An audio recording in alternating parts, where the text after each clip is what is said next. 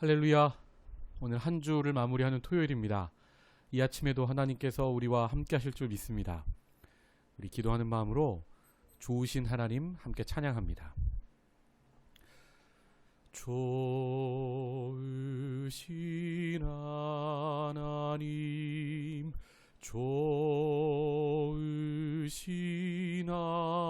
하나님, 참 좋으신 나의 하나님,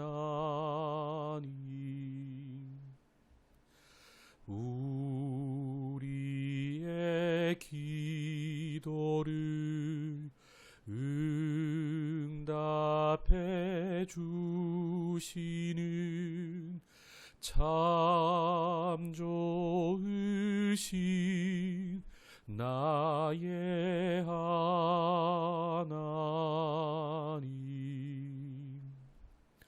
한없는 축복을 우리에게 주시는 참 좋으신 나의 하나님.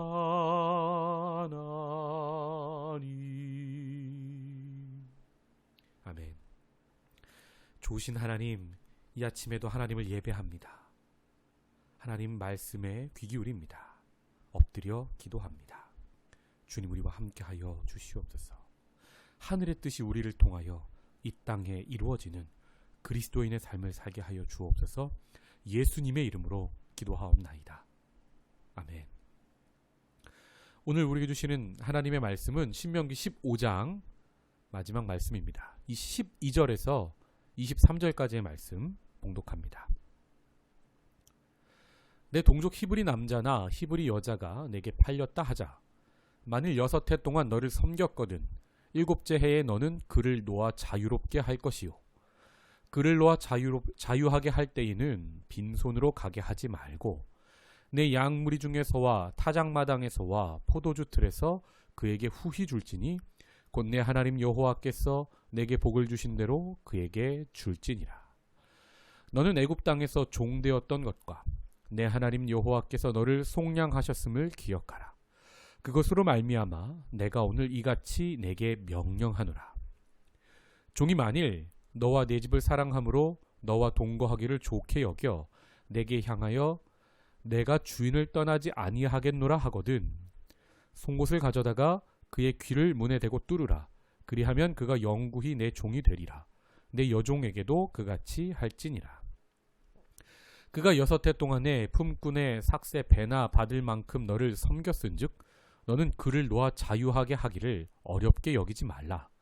그리하면 내 하나님 여호와께서 내 범사에 내게 복을 주시리라. 내 소와 양의 처음 난 수컷은 구별하여 내 하나님 여호와께 드릴 것이니 내 소의 첫 새끼는 부리지 말고 내 양의 첫 새끼의 털은 깎지 말고 너와 내 가족은 매년 여호와께서 택하신 곳 내 하나님 여호와 앞에서 먹을지니라. 그러나 그 짐승이 흠이 있어서 절거나 눈이 멀었거나 무슨 흠이 있으면 내 하나님 여호와께 잡아드리지 못할지니 내 성 중에서 먹되 부정한 자나 정한 자가 다 같이 먹기를 노루와 사슴을 먹음같이 할 것이요 오직 피는 먹지 말고 물같이 땅에 쏟을지니라. 아멘. 네, 하늘과 땅이 하나 되는 시간 면제년이라는 제목의 말씀으로 이 아침에 은혜 나누겠습니다. 신명기 15장은 14장에 이어서 거룩에 관한 말씀을 하다가요.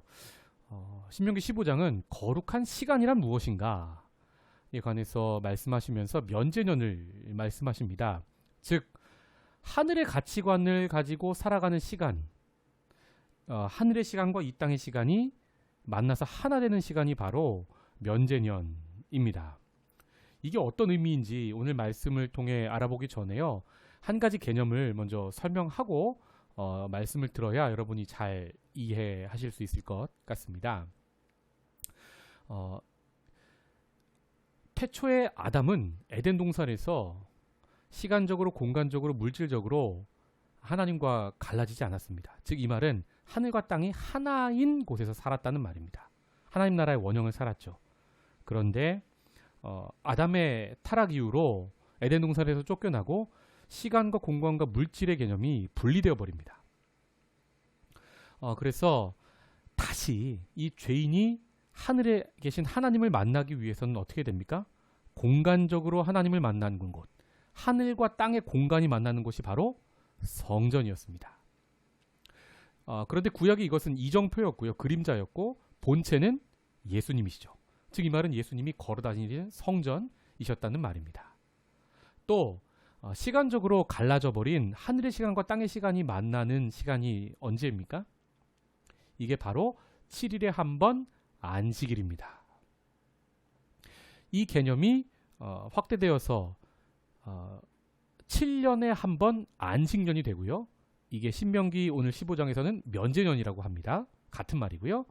또 이 면제년이 77에 49, 49회 지키다가 안식년 중에 안식년이 되죠. 이게 바로 50년째에 돌아오는 희년, 주빌리가 되는 겁니다.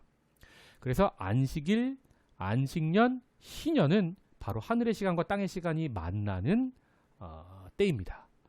바로 예수님은요, 걸어다니시는 성전이실 뿐만 아니라 무엇입니까? 걸어다니시는 하늘의 시간, 걸어다니시는 희년이셨다는 말입니다. 오늘의 말씀이면 걸어다니시는 면제년이셨다는 말씀입니다. 또 물질의 세계가 하나님과 갈라지죠. 그래서 이 땅에 죄가 들어오면서 무엇이 같이 들어옵니까? 문제되는 것들, 질병, 아픔, 고통들이 이 피조세계 전체를 채웁니다. 사람의 육체뿐만 아니라 피조세계 전체가 탄식하고 있는 상황이 되어버립니다. 예수님께서는 이 물질계를 예수님의 십자가와 부활의 사역으로 새롭게 하십니다. 예수님이 왜 무리를 걸으십니까? 자연법칙을 초월하시면서 그걸 보여주시는 이유가 뭡니까? 먼저 보여주시는 이유가 이 물질계가 하늘과 땅이 갈라졌는데 물질이 다시 만나게 되면 어떻게 됩니까? 온전히 회복되면 그때의 모습을 보여주시는 거죠. 그래서 그때가 언제입니까? 예수님이 이 땅에 다시 오시면 우리도 예수님처럼 물질계가 우리 몸의 물질이 새로워지죠. 부활의 몸을 입고요. 또 이 피조세계 전체도 그렇습니다. 그래서 요한계시록에 보면 새 하늘과 새 땅이라고 표현하게 되는 겁니다. 여러분 예수님을 공간 성전으로만 이해하셨다면 오늘 아침에 하늘과 땅이 만나는 시간으로도 이해하시고 또 물질, 시간과 공간과 물질로 예수님을 폭넓게 바라보실 수 있으면 좋겠습니다. 오늘 말씀은 그 참 본체이신 예수님이 오시기 전의 이정표, 구약의 시대에 관한 하늘의 시간과 땅의 시간이 만나는 면제년에 관한 말씀입니다. 제가 또 말씀이 길어지는데요. 한 절씩 또 은혜 나눠보겠습니다. 12절 내 동족 히브리 남자나 히브리 여자가 내게 팔렸다 하자. 자, 말씀 듣는 사람은 자유인이고요. 동족 중에 노예가 된 사람을 말합니다. 자, 그런 노예가 있을 때 어떻게 하란 말씀입니까? 6해 동안 너를 섬겼거든 7째 해에 너는 그를 놓아 자유롭게 해주어라 말씀하십니다. 여러분 왜 하늘의 시간을 설명하실 때 지금 7이라는 숫자가 계속 들어가는 걸까요? 예를 들면 안식일도 7일, 안식년도 7년째, 희년은 또 77에 49 해가지고 50년째. 이 개념을 이해하기 위해서는요, 성경의 숫자 개념을 이해해야 됩니다. 먼저 3이 하늘의 완전수입니다. 성부, 성자, 성령. 4는요 땅의 완전수입니다. 동서남북. 그래서 3과 4가 합한 7이 완전수가 됩니다. 그래서 지금 7년째가 면제년, 하늘의 시간이 땅과 만나는 시간인 거죠. 여기서 조금 더 설명드리면 3과 4가 곱해진 수가 12죠. 그래서 12도 완전수가 되는 거죠. 자, 7년째 해에 하늘의 시간을 너는 살아라 말씀하십니다. 하늘의 시간은 하나님의 뜻이 임하는 시간이죠. 하나님의 뜻, 하나님의 가치관이 뭡니까? 노예를 해방하는 겁니다. 이 신명기 15장에서는 7년째 해를 면제년이라고 설명하고 계시고요. 레위기 25장에서는 같은 해인데 7년째 해를 안식년이라고 설명하고 계세요. 같은 말씀인데요. 관점의 차이만 있는 겁니다. 잠시 레위기 25장 말씀으로 가보겠습니다. 일곱째 해에는 면제년이죠. 그 땅이 쉬어 안식하게 할지니, 레위기는요 땅의 관점으로 말씀하세요. 땅을 쉬게 해라. 여호와께 된 안식이라. 너는 그 밭에 파종하거나 포도원을 가꾸지 말며, 네가 거둔 후에 자라난 것을 거두지 말고 가꾸지 아니한 포도나무가 맺은 열매를 거두지 말라. 이는 땅의 안식년임이라. 아멘. 레위기는 땅의 관점으로 7년째 하늘의 시간을 설명하고 있고요. 오늘 신명기는 노예의 관점으로 설명하고 있는 겁니다. 하늘의 시간을. 이유가 있는데요. 사실 땅이나 노예나 같습니다. 누구의 관점에서는요. 극단적인 이익을 추구하는 사람의 입장에서는요. 노예도 땅처럼 아무 가치 없는, 물론 땅이 이제 가치가 있죠. 그런데 자기가 돈을 얻을 수 있는 그런 수단의 가치가 있지, 땅을 땅의 가치로, 노예를 사람의 가치로 보지는 않았던 겁니다. 그 당시에도 말입니다. 그래서 하나님은 7년째 해에 하늘의 시간을 살라 말씀하시면서 무엇을 요구하십니까? 땅의 안식, 또 노예를 해방하라 말씀하십니다. 하나님의 관점에서 땅과 노예를 보면요, 뭡니까? 무차별한 어떤 자연이나 또 지나치게 사람까지, 하나님의 형상인데 돈벌이의 도구로 보지 말라는 말씀을 하고 계십니다. 하나님의 시선, 하나님의 관심은요, 피조 세계 전체가 더불어서 하모니를 이루면서 사는 데에 하나님은 매우 관심이 많은 분입니다. 제가 그래서 하나님이 너무 좋습니다. 또 하모니의 관점에서 땅과 노예를 제가 안식년과 면제년의 이 용어 차이를 설명드리고 있고요. 또 자유인의 입장에서도요, 이 말씀을 지키는 게 어떻게 보면 이득입니다. 지혜로운 사람은 이 말씀을 지켜야 합니다. 이유가 있는데요. 7년에 한 번 땅을 쉬고 쉬어야만 그 땅이 생산력을 회복할 시간을 마련할 수 있게 되었던 거죠. 하나님은 하늘의 시간이 이 땅의 시간과 온전히 만나는 예수 그리스도의 복음의 시대, 또 예수님 재림 때 완성되는 거죠. 그 시대가 오기 전에 율법의 시대인 구약 백성, 특별히 오늘 이스라엘 백성들에게 이렇게 7일에 한 번, 7년에 한 번, 또 77에 40, 50년에 한 번 하늘의 시간을 먼저 살라고 명령하고 계십니다. 오늘 특별히 7년에 한 번 면제년에 노예를 면제해줘야 됩니다. 해방해줘야 됩니다. 이유가 뭡니까? 하늘의 가치관을 이 땅에서 먼저 살아야 하는 겁니다. 여러분, 하늘나라에 노예가 있습니까? 아니요, 없습니다. 그래서 이 땅에서 살지만 하늘의 시간을 먼저 살라고 하나님은 지금 면제년에 노예를 해방할 것을 선포하고 계십니다. 하늘의 시간에는 하나님의 가치관을 삶으로 살아내는 시간이 되어야 한다는 말씀인 겁니다. 여러분, 이 구약의 하늘의 시간의 이정표가 이제 예수님의 복음의 시대가 되는데요. 예수님이 하늘과 땅이 만난 시간이라 설명드렸죠. 그것을 누가복음 4장에서 한번 읽어보고 넘어가겠습니다. 같이 한번 읽어볼까요? 18절 19절입니다. 시작. 주의 성령이 내게 임하셨으니 이는 가난한 자에게 복음을 전하게 하시려고 내게 기름을 부으시고 나를 보내사 포로된 자에게 자유를, 눈먼 자에게 다시 보게 함을 전파하며 눌린 자를 자유롭게 하고. 이게 다 언제 하는 일입니까? 바로 안식년, 희년, 면제년에 하는 일들인 겁니다. 하늘의 시간대의 말입니다. 19절. 주의 은혜의 해. 그러니까 이게 은혜죠. 복음이 은혜란 말입니다. 복음을 전하게 하시려고. 복음이 뭡니까? 죄의 노예였던 우리가, 사탄의 소유였던 노예였던 우리가 자유를 얻어 하나님의 백성이 되는 것. 이것이 바로 하늘의 시간에 벌어지는 일이라 이 말입니다.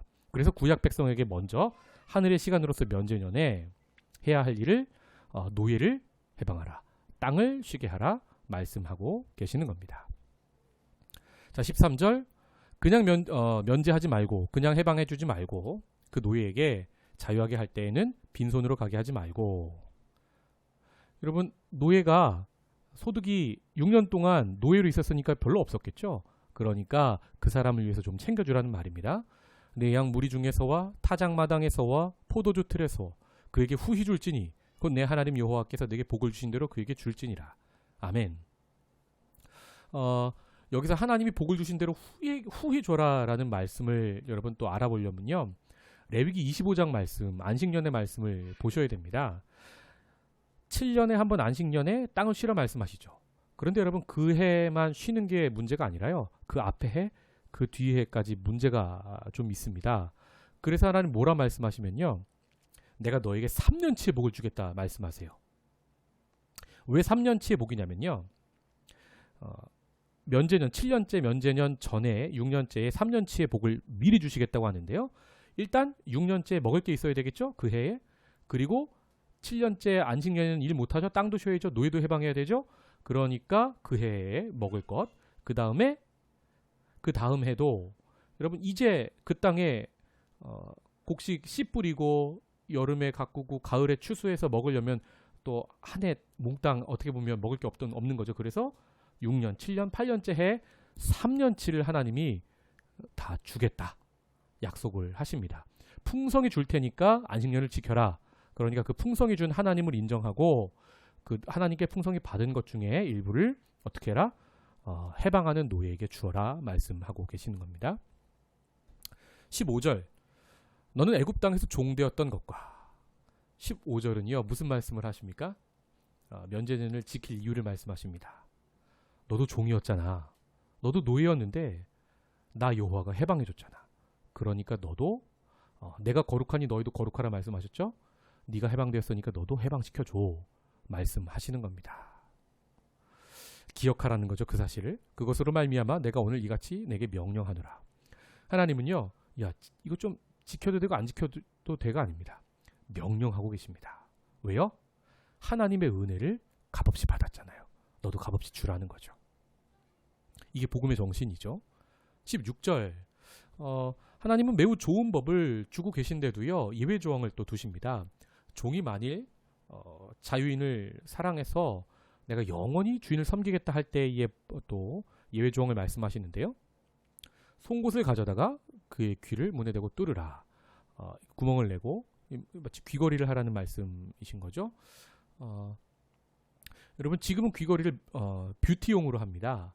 누가 그러던데 귀걸이를 하면 30% 더 이뻐 보인다고 합니다. 아름답기 위해서 자신을 치장하는 데 쓰는데요.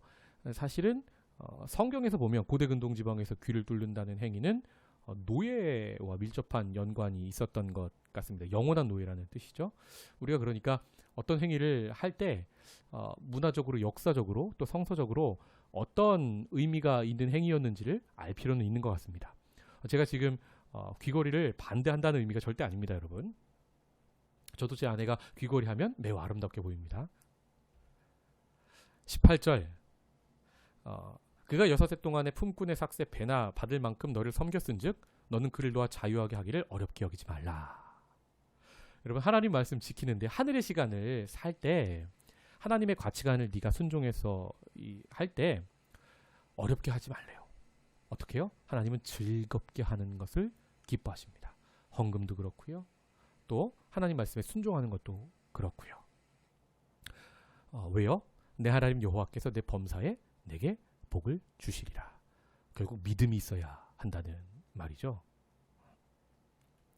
19절 내 소와 양의 처음 난 숫컷은 구별하여 내 하나님 여호와께 드릴 것이니 19절부터의 말씀은요. 초태생법을 말씀하고 계십니다.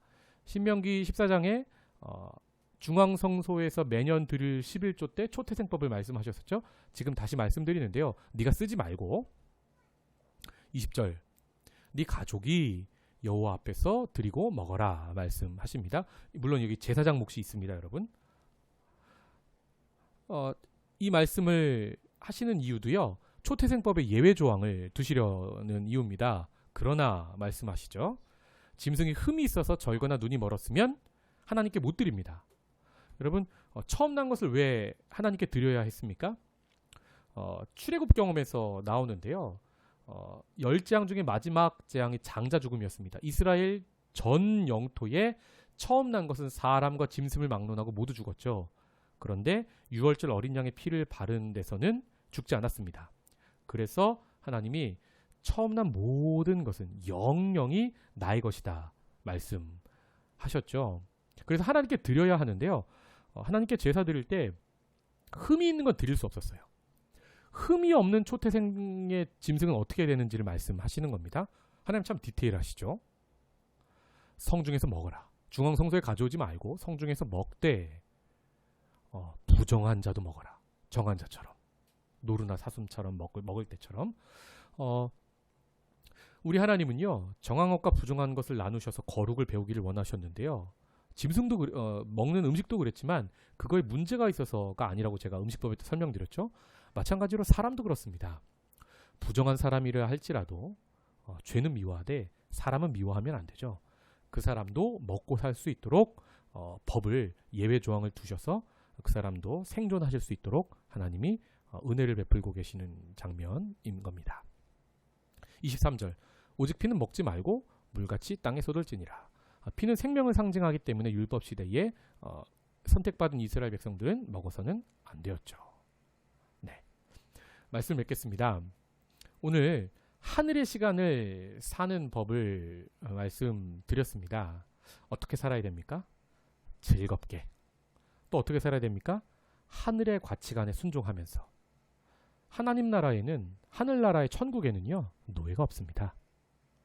모두 자유합니다.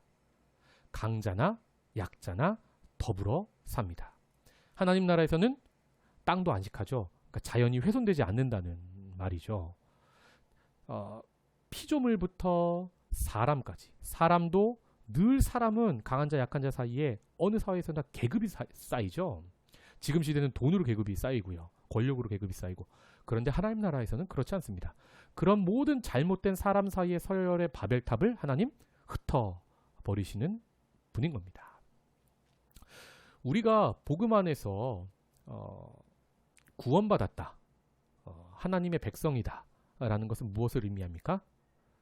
하나님의 뜻이 이 땅에서도 이루어지도록 산다는 의미입니다. 오늘 말씀하신 하늘의 시간을 예수님 재림하실 때 완성되는 거죠. 우리도 미리 오늘 우리에게 주어진 시간 속에서 이 하늘의 시간을 하나님의 가치관으로, 말씀으로 먼저 살아낼 수 있으면 좋겠습니다. 이사야 선지자는요, 이미 구약의 시대에도요, 기도하면서 하늘의 시간을 꿈꿨습니다. 하늘의 가치관이 임하는 시간을. 이사야 11장에 보면요, 사자들이 어린 양과 함께 뛰논답니다. 독사굴에 어린이가 손 넣어도 물지 않는답니다. 그것이 바로 하나님 나라, 하나님의 시간이 온전히 임했을 때 일어나는 일인 거죠. 이렇게 피조세계 전체와 또 약자와도 함께 더불어 사는 하늘의 시간을 살 수 있는 저와 여러분이 되시기를 주님의 이름으로 축복합니다. 기도하겠습니다. 하나님, 하늘의 공간을 먼저 살게 하시고 하늘의 시간을 먼저 살게 하여 주시옵소서. 하나님의 가치관, 하나님의 뜻이 오늘 내 삶을 통하여 이 땅에 이루어지는 그런 하루 되도록 역사하여 주시옵소서. 감사하고 예수님의 이름으로 기도하옵나이다. 아멘. 우리 다 함께 기도의 자리로 나아갑니다.